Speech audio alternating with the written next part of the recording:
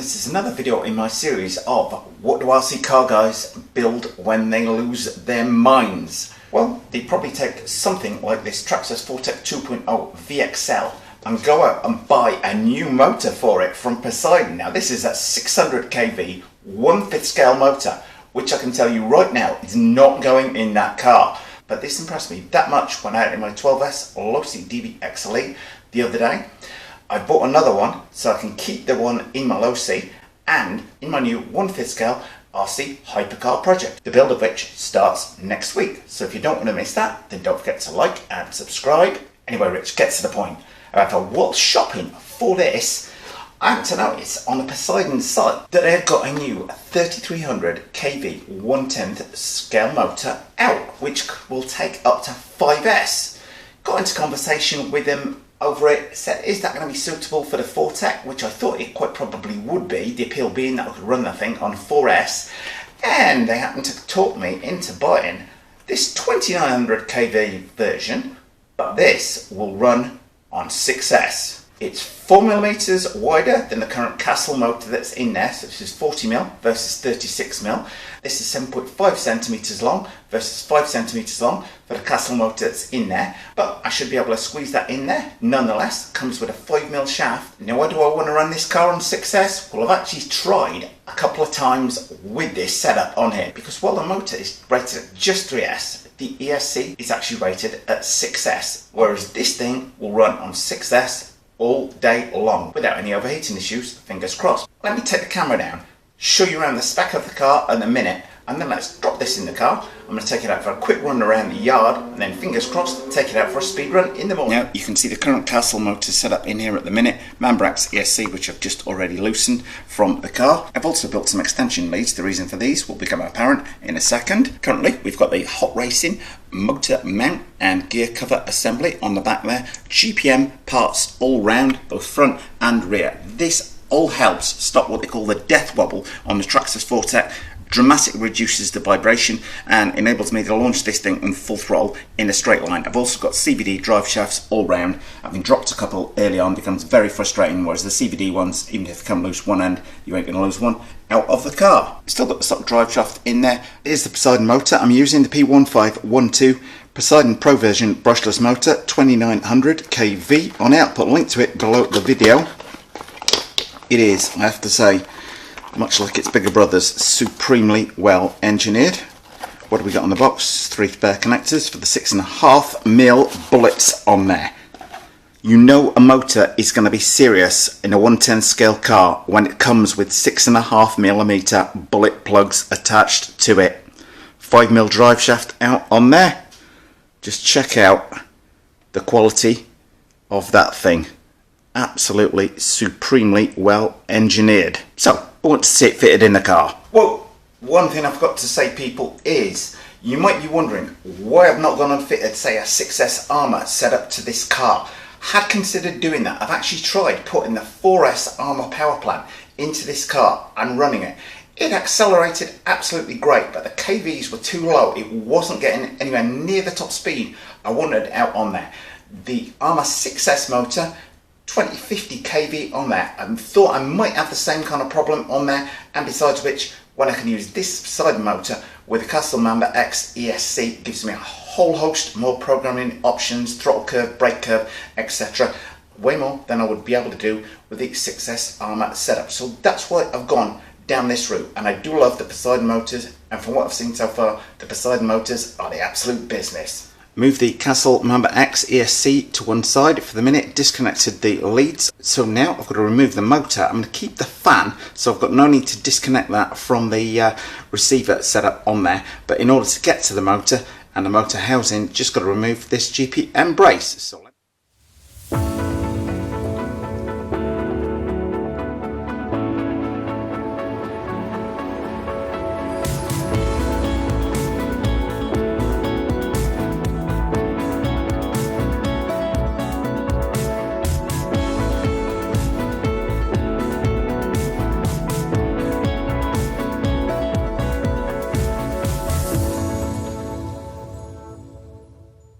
motor simply comes out like that.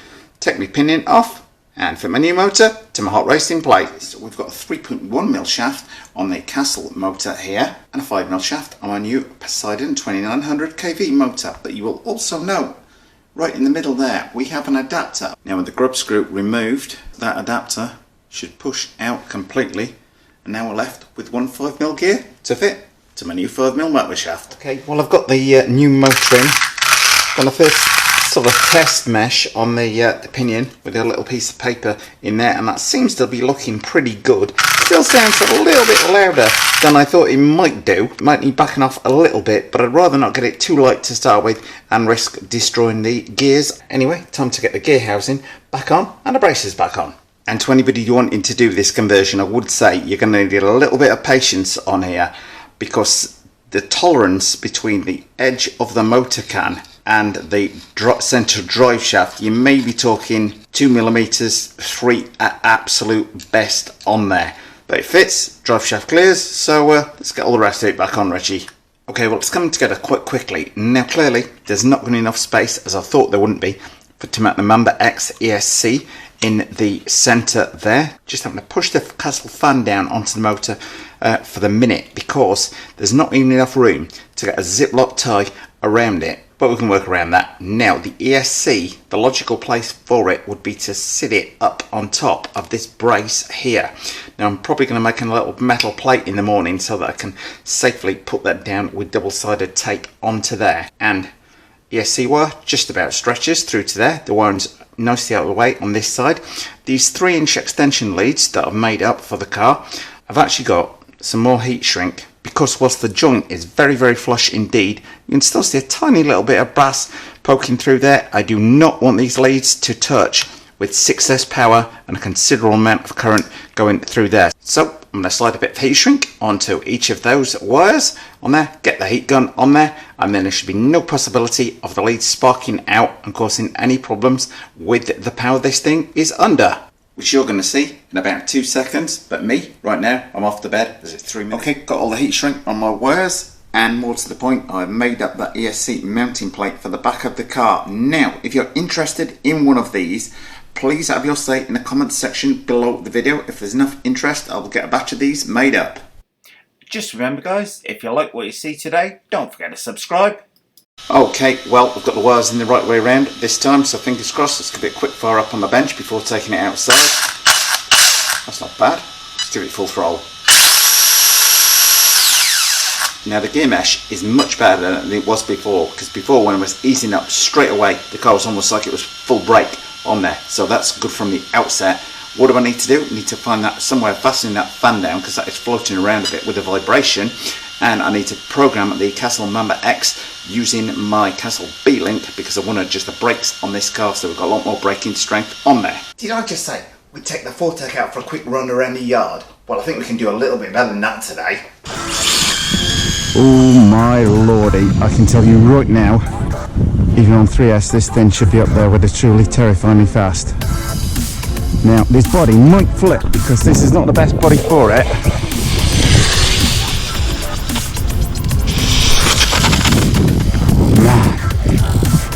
That's just on 3S, and I'm having to ease off because the thing's carrying so much speed. Full throttle. Not many 4Tecs can accelerate like that. This thing we didn't quite believe, that straight line acceleration. Full throttle off the line.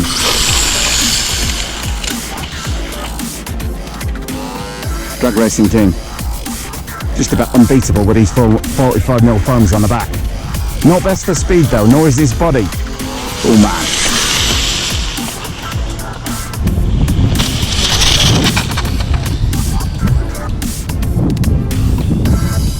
Well, it feels quite brisk. Definitely needs somewhere much longer to run it though, because even, well, if I can give it as near to full throttle. Ooh, and that could have been expensive, Rich. So we need when the 45mm foams on and the 4S. I mean, to feed that power in a bit. I've only got a punch level on the Castle set at 30% at the minute. I might prove a little bit quicker off the line on 3S. Let's feed that in. Man, it is I'm guessing terrifyingly quick at that top end. Right, so maybe, ooh.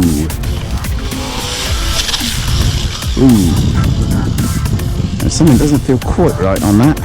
Definitely something's amiss. I'm thinking maybe a drive shaft, because that is definitely something amiss. Okay, well, for its first shakedown run on 3S and then 4S, that did not do badly at all. As soon as the car started to spin around, I thought we might have an issue with something in the drivetrain. Then it occurred to me that it was probably a drive shaft, and sure enough, it's thrown one of the front drive shafts. The suspension tower at the front appears to come loose. That's possibly with vibration. I did up every single screw on the underside of the car before bringing it out. Obviously going to have to go through and check the top lot and put maybe a little bit of blue Loctite around on key points on the car. But we're still in one piece. Not too worried at all on a top speed today. Some people go, oh Rich, that's not great on 3S, not great on 4S. It really doesn't worry me. I'm more concerned that the car is running in a straight line and handling well, and more to the point, the brakes are now absolutely awesome. You will know it's running with this body because of these tyres. The 45mm ones will only fit under this body, not the speedrun body. And at the minute, these tyres, the front ones, which are the 30mm ones, the rear one got a big nick taken out of it, and can't get them with that offset on at the minute for love nor money. Anyway, if you don't want to miss future runs of this car where it will be getting some serious speed on, then don't forget to like, share and subscribe. Thanks for watching.